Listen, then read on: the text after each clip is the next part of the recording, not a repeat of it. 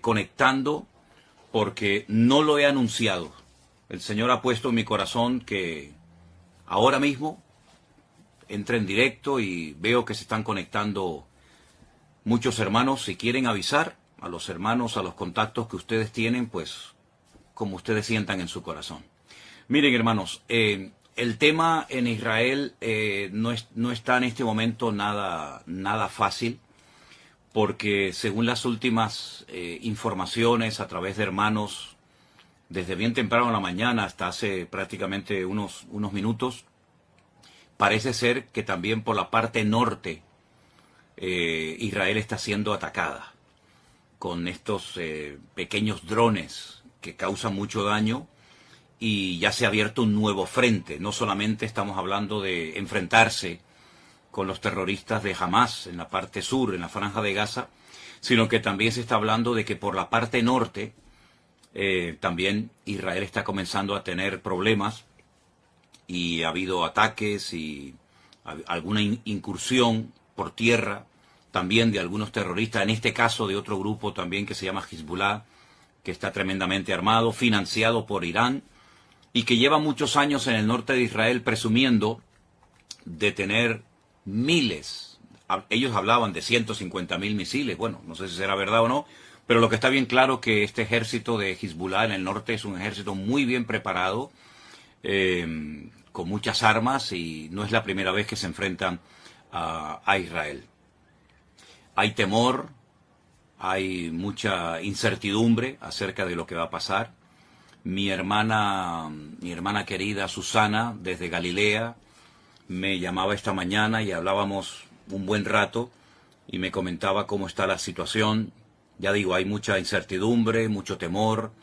300.000 personas que forman parte de la, digamos, de la reserva, personas que han estado en el ejército, pero que han vuelto a ser llamados para apoyar a los que están allí combatiendo, han sido llamados. En fin, todo esto está moviendo, está sacudiendo las estructuras, no solamente de Israel, sino que está el Señor hablándonos y dándonos un mensaje, yo creo, muy claro. Yo dije en cierta ocasión, en los días del confinamiento, ¿se acuerdan ustedes? Por allí, por marzo del 2020, que Dios le estaba hablando al mundo con lo que estaba sucediendo. Pero, sobre todo, era un tiempo especial para que la iglesia recapacitara y reflexionara acerca de lo que estaba pasando. Aquellos hermanos que me decían o que decían, no tengo tiempo para orar, para leer la Biblia, para estudiar la palabra, yo les dije, pues vais a ver cómo vais a tener tiempo. Ahora vais a tener bastante tiempo, porque vais a estar encerrados muchos días, semanas y probablemente hasta meses, para que esa excusa de que no tengo tiempo ya sea desterrada definitivamente de vuestras vidas. Por lo tanto, yo creo que en aquellos meses, en aquel tiempo, 2020, el Señor estuvo tratando con la iglesia, con cristianos tibios, cristianos que se habían dejado de congregar por diferentes motivos, muchas personas que comenzaron a leer la Biblia por primera vez en su vida y tuvieron un encuentro personal con Cristo. Y bueno, y de aquellos días, de aquella temporada, surgió lo que todos conocemos como la iglesia virtual, formada por centenares y centenares de hermanos de todas partes del mundo que se acercaron al Señor, gente que se entregó a Cristo en aquellos días, y nació la iglesia virtual, que hasta el día de hoy pues sigue siendo un instrumento tremendamente poderoso en las manos del Señor, y ahí surgieron iglesias y obreros y lugares de culto y tantas cosas que podríamos mencionar. Ahora el tiempo es diferente. Ahora nosotros, por lo menos en esta parte del mundo, no estamos encerrados, pero sí están encerrados en sus hogares los habitantes de Israel, que no pueden salir a las calles, no pueden ir los chicos a estudiar a la escuela, no pueden las personas ir a trabajar a sus trabajos, porque el país está en guerra. Pero yo siempre también he dicho, y solamente lo recuerdo, que lo natural es un reflejo de lo espiritual. Repito, lo natural es un reflejo de lo espiritual. ¿Qué está pasando en lo natural? Cosas terribles. Hemos visto imágenes que nos han dejado a todos con los pelos de punta, y otras muchas que no hemos querido publicar. Y todo esto, la pregunta es, ¿Dios lo ha permitido, sí o no? ¿O es que aquí el diablo puede hacer lo que le da la gana, cuando le dé la gana y cuando quiera y donde quiera? Yo creo que el que controla la historia, el que quita y pone reyes, el que permite o impide cosas es nuestro Dios. Y el diablo no puede hacer nada sin permiso de Dios. Siempre recuerden eso. El diablo no puede hacer nada sin permiso de Dios. ¿Se acuerdan cuando el endemoniado Gadareno, los demonios que habitaban en él, le pidieron permiso al Señor para entrar en aquella piara, en aquel hato de cerdo? ¿Se acuerdan ustedes? Bueno, pues ahí tienen un ejemplo. El diablo está sometido a Dios. Libro de Job, léanlo detenidamente, léanlo tranquilamente, y se van a dar cuenta que Satanás actuaba hasta donde el Señor le permitía actuar, porque el diablo no es un ser, digamos, autónomo, que pueda hacer lo que le dé la gana, sin darle cuentas a nadie, ni muchísimo menos. El diablo es un ser que tiene que estar sometido a Dios, le guste o no, porque Dios es el que permite, el que impide, el que autoriza, el que abre o el que cierra. Y en esta ocasión, Dios ha permitido todo lo que ha sucedido. Claro, algunos dirán, bueno, pero yo no creo en eso. Es que, lo he dicho muchas veces, lo que usted crea o lo que usted opine no va a cambiar la esencia de Dios. Y Dios tiene todo el permiso y toda la autoridad para hacer lo que quiera y cuando quiera, cuantas veces le dé la gana, porque para eso es Dios. Y no está sujeto a leyes humanas ni a ningún tipo de limitaciones. Él es Dios soberano, Rey de toda la tierra es de Dios y su plenitud, y por lo tanto, cuando Él permite algo es porque es necesario que eso que sucede haya sucedido de esa manera. Cuando el hombre peca contra Dios, cuando el hombre pisotea la sangre de Cristo, cuando el hombre se mete contra el Evangelio, las consecuencias a corto y a largo plazo son terribles, terribles. Yo estaba ahora mismo hablando con unos hermanos de Jerusalén, donde me acaban de decir hace un instante que hace unos días, hace muy poco tiempo, en la ciudad de Haifa, allí en Israel, pues fueron a evangelizar, a hablar de Cristo. Miren qué delito, ¿no? Tan grande, ¿no? Todo el mundo puede manifestarse, pero parece ser que en Israel, hoy por hoy, a los misioneros, a los hermanos que salen a las calles, en un país, dicen, 100% democrático, pues parece ser que unos tienen más derechos que otros. Y esa es la cruda realidad. Yo he visto cómo a personas en Jerusalén se les ha escupido, se han quemado Nuevos Testamentos, se les ha perseguido, se les ha criticado, se los ha expulsado de zonas porque son cristianos, son enemigos, ¿verdad? Y hay que expulsarlos. Pero luego, sin embargo, se hacen otras manifestaciones, otros colectivos totalmente antibíblicos, incluso algunos que hasta odian y oran en contra del Estado de Israel, se les permite salir con sus banderas, con sus pancartas y hacer todo tipo de manifestaciones en público. Pero a los cristianos no. A los cristianos no se les permite evangelizar. Y si no, inténtelo. Si no me cree, haga usted la prueba. Coja mañana tratados, folletos, Biblias, Nuevo Testamento. Váyase, por ejemplo, a Jerusalén y póngase donde usted quiera. A ver si usted tiene la libertad de repartir libremente. Ni se le ocurra, porque la van a expulsar y le van a impedir y la policía se le va a tirar encima. Entonces, ¿de qué estamos hablando? ¿Del pueblo de Dios? Mire, está pasando en Israel hace muchos años, no ahora, hace muchos años está pasando lo mismo que pasó en la época de la iglesia primitiva, que a los líderes religiosos no les gustaba que a los apóstoles predicaran de Cristo en las calles. Los encarcelaron, los torturaron. ¿Dónde mataron a Esteban? Yo pregunto, ¿dónde mataron a Esteban? ¿Y quién mató a Esteban? A Esteban no lo mataron gentiles. ¿Qué le hicieron a Esteban? ¿Quién estaba presente en la ejecución de Esteban? ¿No estaba por ahí un jovencito, un tal Saulo de Tarso? ¿Saulo de Tarso de dónde era? ¿De Japón? ¿De Babilonia? ¿De España? ¿De dónde era Saulo de Tarso? ¿De dónde eran los que apedrearon a Pablo? ¿Quiénes eran los que le impedían a los apóstoles predicar el evangelio libremente en la ciudad de Jerusalén? ¿Quiénes eran? Ustedes saben la respuesta, está en el libro de los Hechos, solamente es cuestión de leer la Biblia. Entonces es exactamente lo mismo, pero ya no estamos en el siglo I, estamos ahora ya en el año 2023.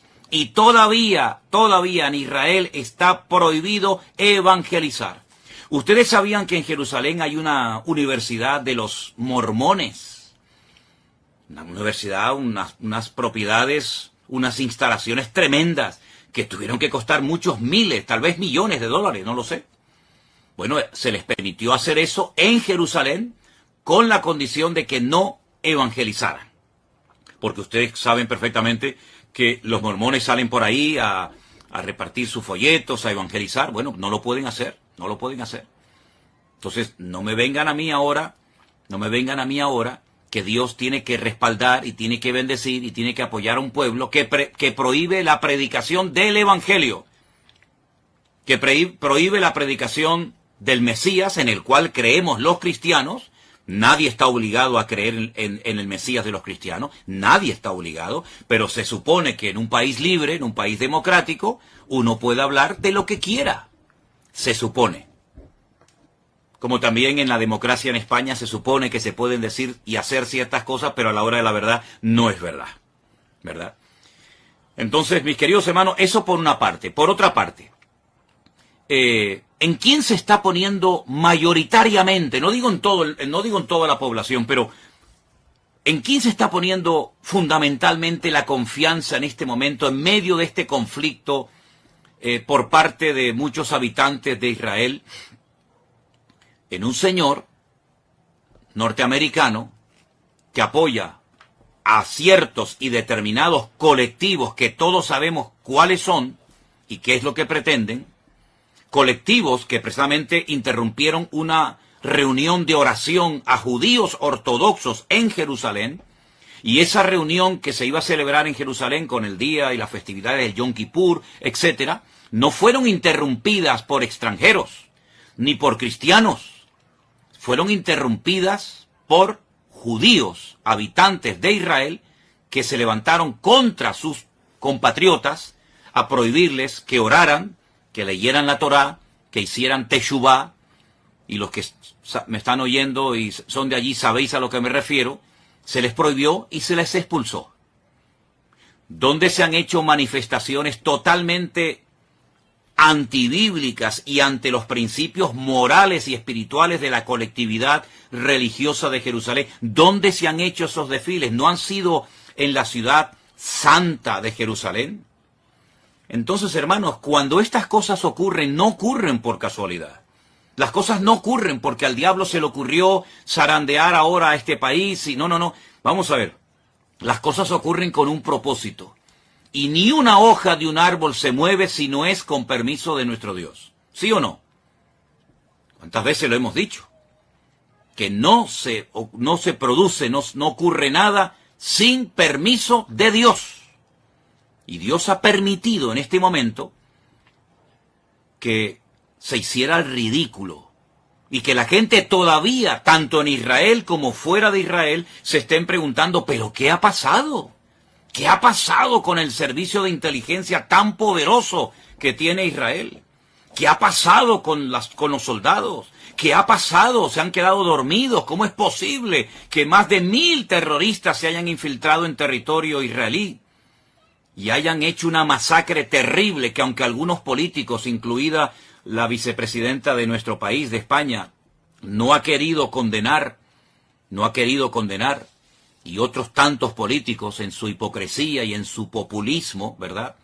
Pues esto ha sido algo terrible. Esto me recordaba a mí a los tiempos bíblicos, cuando se peleaba contra filisteos y amorreos y aquellas matanzas y aquellas cosas terribles que nos cuenta la historia. Pues lo hemos visto hace unos días en televisión, como centenares de personas corrían despavoridas como conejos, asustados por el desierto del sur de Israel, y eran como presas de caza disparándoles a discreción, a diestra y a siniestra, y hemos visto cosas que ni siquiera quiero mencionar. Hermanos queridos, ¿es que acaso Dios se ha dormido? ¿Es que acaso Dios se ha olvidado de su pueblo? ¿Es que acaso Dios ya no recuerda sus promesas y sus pactos? Claro que los recuerda. El problema no es que Dios se ha olvidado de su pueblo.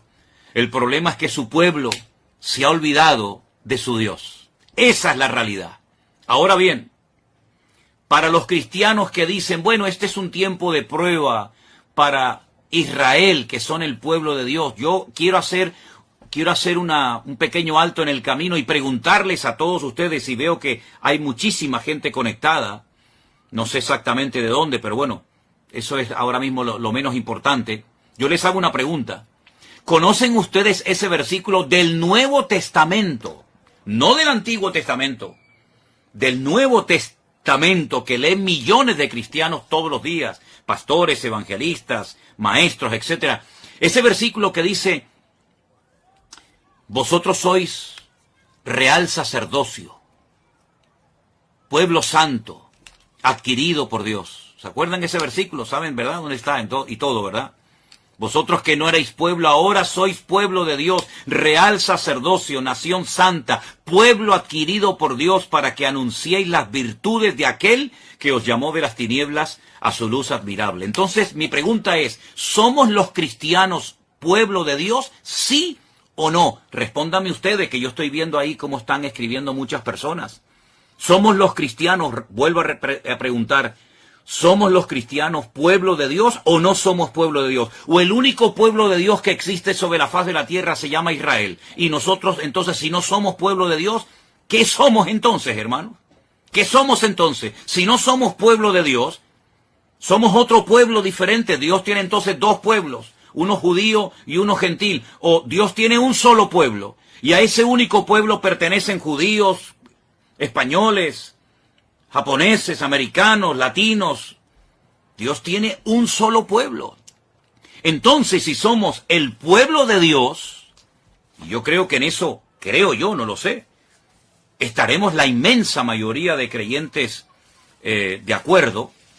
Si somos el pueblo de Dios, y veo que muchos están contestando, sí, pastor, sí, somos el pueblo, muy bien, pues entonces a todos los que están diciendo que sí somos el pueblo de Dios, y a los que no lo están contestando, pero saben que somos el pueblo de Dios, yo les quiero leer estos versículos.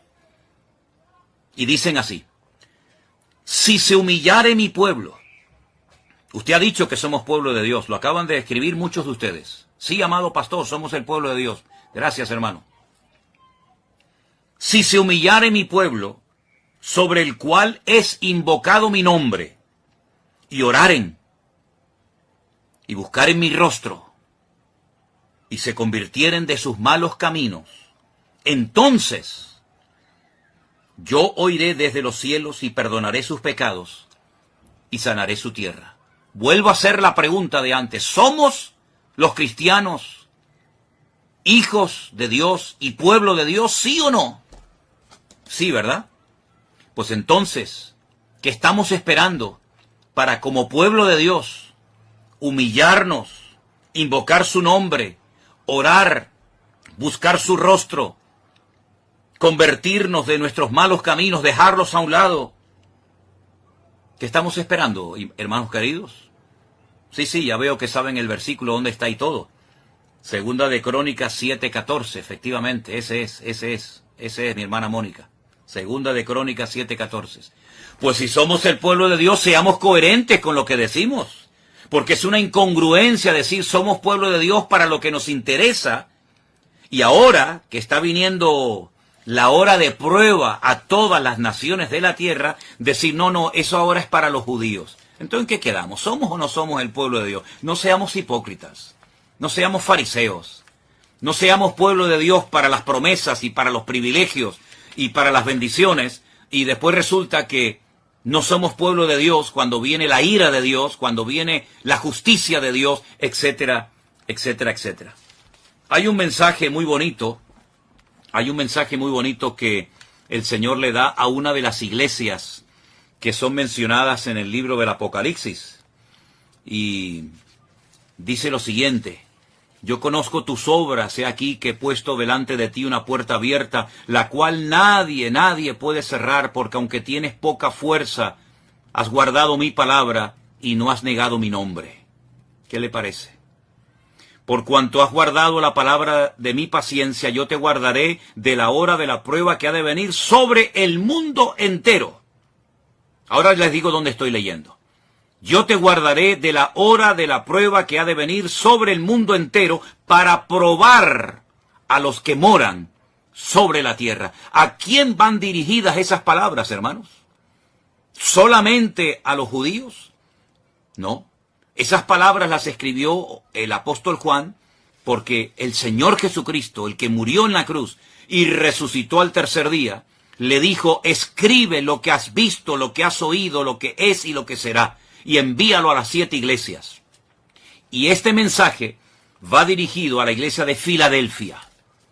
Yo sé que en España la iglesia de Filadelfia son las iglesias de los hermanos gitanos, pero la iglesia de Filadelfia era una congregación que existía hace 2000 años en la zona de Turquía, de Asia Menor, y fueron palabras dirigidas por Cristo a una iglesia, a su pueblo.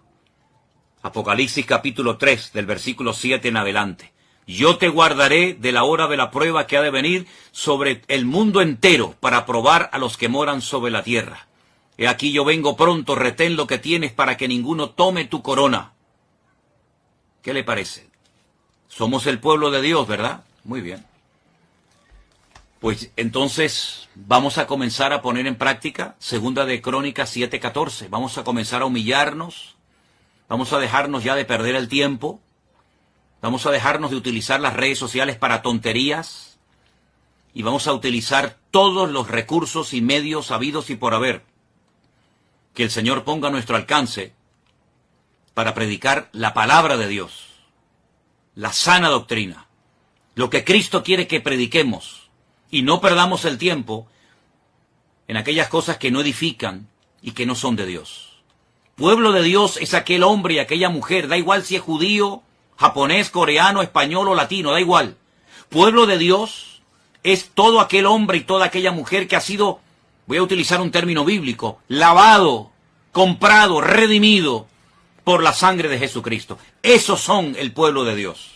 Dios no le va a pedir la nacionalidad o el pasaporte a nadie. Pueblo de Dios somos aquellos hombres y mujeres que hemos abrazado a Cristo, hemos creído en Él y lo hemos hecho nuestro Señor, nuestra cobertura y nuestra autoridad.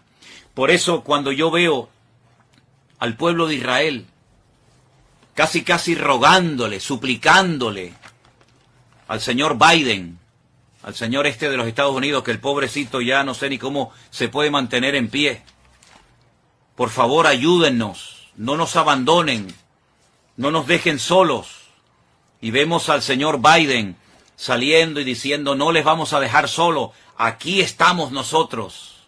Miren, escúchenme una cosa, si no claman ahora al Dios de Israel, los que viven allí, los que necesitan ver una manifestación poderosa del poder de Dios, si no claman a Dios, sino que se refugian y miran al tío Sam y miran a América, cuando termine esta guerra, que va a terminar, por supuesto, y que Dios la va a ganar, y que Dios la va a ganar, ¿quién se va a llevar la gloria? ¿Dios? ¿O los que ayudaron al pueblo de Israel? Porque que yo sepa, el señor Biden tiene de cristiano lo que yo tengo de obispo católico. Yo soy más obispo católico, hablando, bromeando, que el señor Biden de cristiano. El señor Biden de cristiano no tiene nada, nada, nada.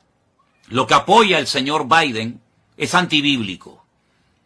Y ahora poner la confianza en el todopoderoso tío Sam, creyendo que ellos le van a salvar. Qué error histórico tan grande está volviendo a cometer, y con todo el dolor de mi alma tengo que decir, qué dolor tan grande me produce que el pueblo de Israel, el pueblo de la Biblia, el pueblo de las promesas, el pueblo de los apóstoles, el pueblo del Mesías verdadero, el pueblo de los profetas, tenga que mirar al hombre, cuando la palabra de Dios dice, maldito el hombre que confía en el hombre. Más bienaventurado el hombre que confía, o el pueblo que confía en el Señor Dios Todopoderoso. Miren, yo les voy a pedir a los que quieran un favor. Yo voy a pedirles que ustedes lean detenidamente el capítulo 14, el capítulo 15 y el capítulo 16 de Segunda de Crónicas. Repito, capítulo 14, capítulo 15 y capítulo 16 de Segunda de Crónicas. Lean detenidamente el reinado del rey Asa, hijo de Abías. Lean detenidamente y parece que estamos leyendo el periódico de hoy. Yo voy a hablar, Dios mediante, el domingo, en el culto que vamos a retransmitir por la tarde desde nuestra iglesia aquí en Santa Cruz de Tenerife. Voy a hablar de estos capítulos y de este personaje.